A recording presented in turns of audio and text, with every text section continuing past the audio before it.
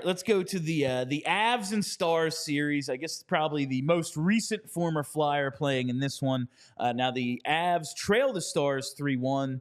They face elimination tonight with a lot of crazy shit going on. Maybe we'll get into that as well, the whole Val Nichushkin situation. But the Stars, no former Flyers, so maybe they should be the favorite to win the Cup.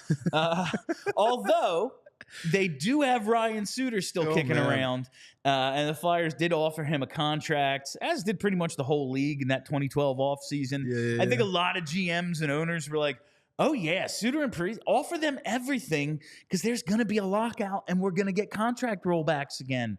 Well, they didn't get contract rollbacks again, and the teams ended up having to honor these contracts. It ended up being, Nashville matched for Shea Weber, and Minnesota was on the hook for Suter and Parise, and ultimately bought those guys out. Now Suter is in Dallas, and Parise's actually. I can't believe Parise's still playing. Actually, with the Avs every single time. It's like I watch the Avs more than most other teams, and every time I hear his name, I'm like, oh, no way. Like, it's brand new information to me every single time. And I'm like, I did this 2 days ago.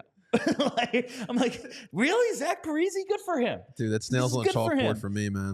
But yeah, no former Flyers on the Stars. Then however, we look at the Avs, and yes, they do have Zach Parise, another one of those guys they pursued, but came up short on in 2012. But Sean Walker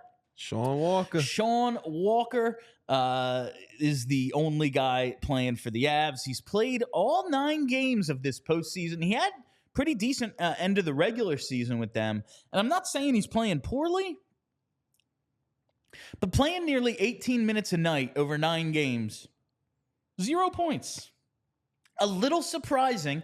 Now, I'm not telling you I'm watching him all that closely, like who he's, what role he's been playing in and what forwards are out there. But just looking at the game he played here for the Flyers, and you look at the points total, it's like, oh, he didn't provide as much offense as maybe we remember, but that is a rush-based offense they have there, and he was really good at springing odd man rushes with outlet passes. You'd think he'd have more than no points through 9 games. Well, that's what happens when you don't play with the future all-star Nick Seeler. I guess maybe those two just miss each other.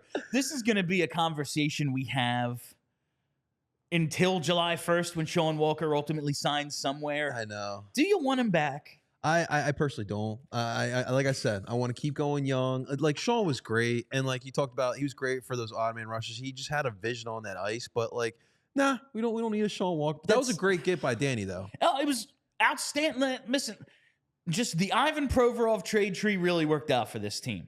Danny's best work in my mind is everything that came of Ivan Provorov, and the Sean Walker trade factors into that because that's basically a salary dump for LA, and you turned it into a first-round pick next year. Now, it's the Avs. It's probably going to be a late first-round pick, but it's a first-round pick you weren't going to have. For sure. And now you get one. Maybe you get lucky. Maybe you get something. You know, if you get the next Scott Lawton for Sean Walker, who wasn't going to sign here and was a dude no one heard of until Danny traded for him last summer, that's a pretty good fucking trade.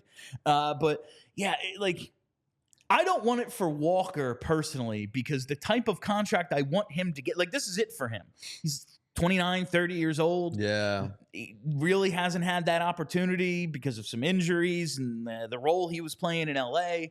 This is it. This is the most money he's ever going to make in his career is the next time he signs his name on a contract.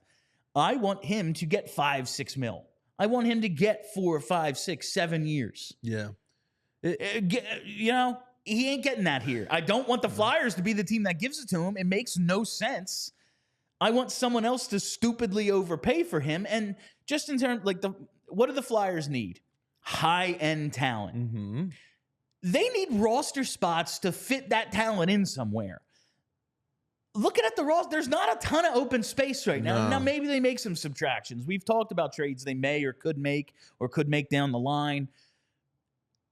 But there's a lot of guys signed for the next few years. I want the high-end players to take some of those open roster spots. I'm with you. You can't fill them if Sean Walker is blocking all that. I like Sean Walker a lot. He's a good second-tier player.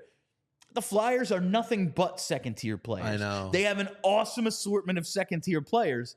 They need, like, 2 stars and like a couple other perennial all-stars. Yeah.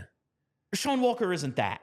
Yeah. I mean, listen, I hope he does get paid as well. Because, Yeah. like, he's been... Go get paid. He's been playing his butt off. And I think, like, this is a time, too, to prove it, like you said. Like, when you're talking about 18 minutes per game, 0 points, like, that's not going to get it done. But I think he can be a good role player on a cup contending team. And this is going to be the time for him to show that. But we'll see if he does get paid. But I'm with you, man.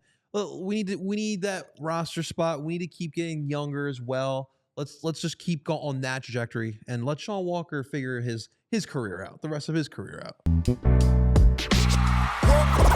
We all silly like the mayor.